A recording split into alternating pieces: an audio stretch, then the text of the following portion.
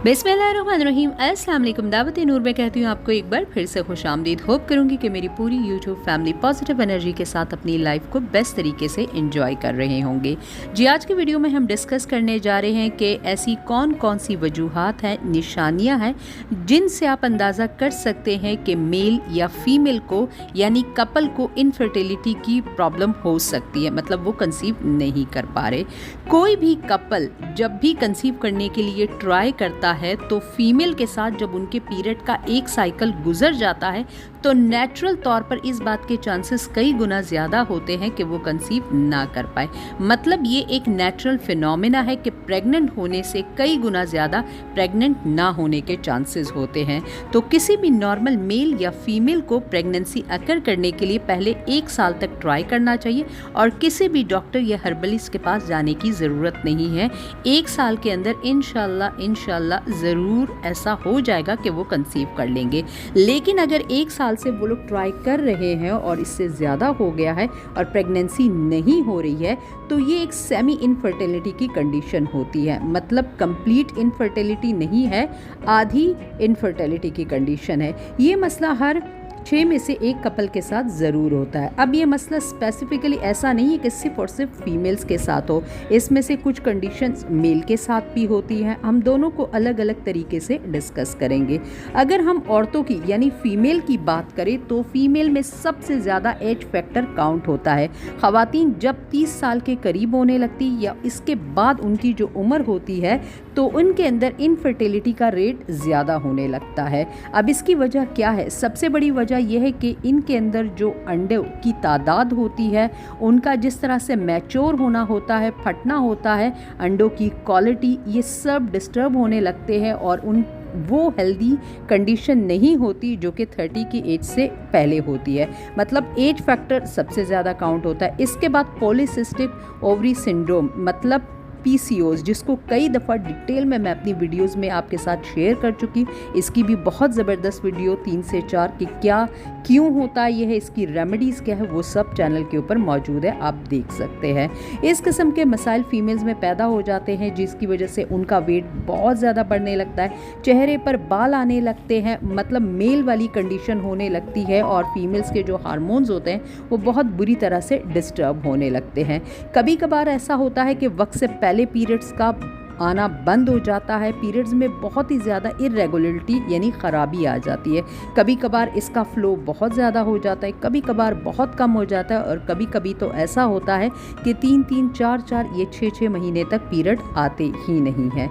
इसके साथ थायराइड की बीमारी जिन फीमेल को होती है उन्हें भी कंसीव करने में यानी प्रेगनेंसी अकर करने में बहुत ज़्यादा प्रॉब्लम का सामना होता है। अगर फीमेल्स की पेल्विक बोन जुड़ी हुई है, उनके फिलोपियन ट्यूब्स बंद है या उनमें किसी भी किस्म की इन्फेक्शन या सोजिश मौजूद है तो इस वजह से भी वो कंसीव नहीं कर पाती। अब फिलोपियन ट्यूब्स क्या है? फिलोपियन ट्यूब वो ट्यूब्स है जिसकी वजह से उनके जो फीमेल्स के एग होते हैं वो इस मीडियम के अंदर ट्रैवल करते हैं और यूट्रस के साथ मिलते हैं। अगर ये फिलोपियन ट्यूब्स क्लियर नहीं है, ये कुदरती तौर पे बंद है तो फिर तो कुछ भी नहीं किया जा सकता है। लेकिन अगर किसी इन्फेक्शन की वजह से या अगर बीमारी की वजह से इनमें कोई ख़राबी आ गई है इनके स्ट्रक्चर या शेप में तो उसको कई हद तक सही किया जा सकता है। इसके साथ साथ अगर फीमेल्स के यूट्रस के साइज़ में, उसके शेप में कोई फ़र्क है तो भी इनफर्टिलिटी यानी प्रेगनेंसी नहीं हो पाती। अब अगर हम मेल की बात करें तो उनमें जो इनफर्टिलिटी की सबसे बड़ी वजह है वो उनका स्पर्म्स काउंट हो सकता है। स्पर्म्स की क्वालिटी या क्वांटिटी सबसे ज़्यादा अहमियत रखती है। किसी भी किस्म का इन्फेक्शनल अंदर की वजह अगर हो उन्हें तो भी इसकी वजह से स्पर्म्स की जो हेल्थ है वो सही नहीं रह पाती और जिसकी वजह से उनकी मोबिलिटी कम हो जाती है। यानी स्पर्म्स की जो हरकत करने की जो स्पीड होती है वो तकरीबन कम हो जाती है और वो फिर हेल्दी साइन नहीं होता है। अगर आप दोनों कपल के टेस्ट करवाते हैं और डॉक्टर्स ये कह देते हैं कि दोनों ही ठीक है, ऐसी कोई चीज़ नहीं मौजूद जो कि मेल्स या फीमेल्स में ऐसी कोई बड़ी ख़राबी हो जिसकी वजह से प्रेगनेंसी ना हो पा रही हो, तो फिर ये एक कंसर्न की बात होती है कि फिर आपको सिर्फ़ और सिर्फ अल्लाह ताला से दुआ करनी पड़ती है कि अल्लाह ताला हम पे रहम फरमाए और हमें अपनी इस बेशबहा दौलत से नवाजे।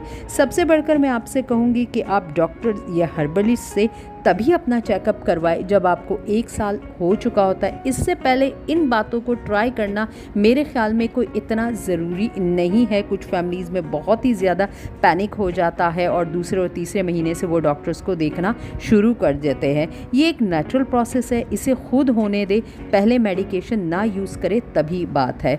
अच्छा, जिन फीमेल्स के अंदर मिसकैरेज का प्रॉब्लम होता है, शुरू में अगर 2 या 3 मिसकैरेजेस हो जाते हैं तो हमारी साइंस की ज़बान में इसे आप उस वक्त तक नहीं छेड़ेंगे या डॉक्टर्स को नहीं दिखाएंगे।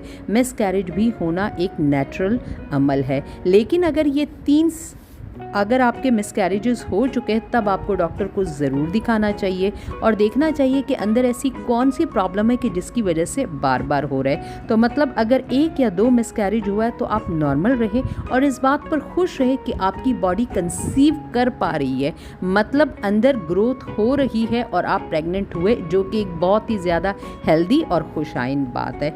तो होप करूँगी कि ये तमाम चीज़ें यके बाद दीगरे जो मैं आपको समझाना चाह रही हूँ, मेल्स के लिहाज से भी और फीमेल्स के लिहाज से भी आपको अच्छी तरह से समझ आ रहे होंगे। अगर आपको किसी भी किस्म की, चाहे मेल को या फीमेल की, इंजरी हुई है, सर्जरी हुई, आप किसी किस्म के हादसे से गुजरे हैं, लोअर बॉडी यानी एब्डोमिनल साइड पर आपको कोई ना कोई ऐसा आपके साथ पास्ट में हो चुका है, तो आप ज़रूर अपने डॉक्टर के साथ जब अपॉइंटमेंट लें तो उन्हें इन बातों के बारे में ज़रूर बताएं कि आपकी कोई सर्जरी मेजर इस तरह की हुई है। हो सकता है उसकी वजह से भी कोई ना कोई कॉम्प्लिकेशन आपको हो गई होंगी। होप करूंगी तमाम बातों को आपने अच्छी तरह से समझ लिया होगा।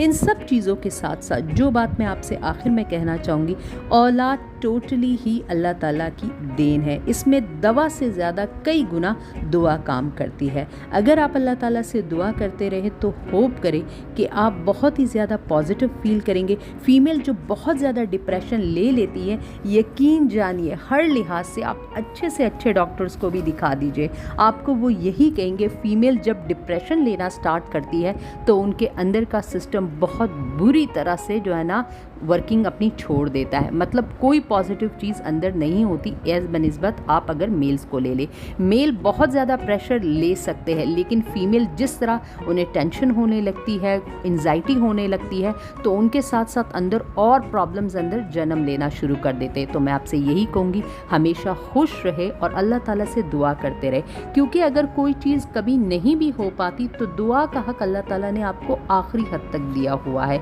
कि आप कोशिश करते रहे और साथ ही साथ अल्लाह ताला से बहुत ही अच्छे तरीके से पॉजिटिव एनर्जी के साथ उससे दुआ करते रहे। और स्पेशली जो तहज्जुद का टाइम होता है वो तो बेस्ट ही होता है। मैं अपनी तमाम तर बहनों से, बेटियों से, जितनी भी फीमेल्स है, रिक्वेस्ट करूँगी कि हमेशा खुश रहा करे, अल्लाह ताला की रज़ा पर राज़ी रहा करे और ये देखा करे कि अगर मुझे कोई प्रॉब्लम है और उसका मेरी दुआ से भी अभी नहीं ठीक हो पा रहा है तो अल्लाह ताला की उसमें कोई ना कोई मसलहत होगी। इंशाल्लाह आगे जाकर मेरे लिए अल्लाह ताला बहुत ही ज़्यादा बेहतर करेगा। और होप यही ही होनी चाहिए और 100% जिस तरह से इंसान की इंटेंशन होती वही ही उसके साथ होता है।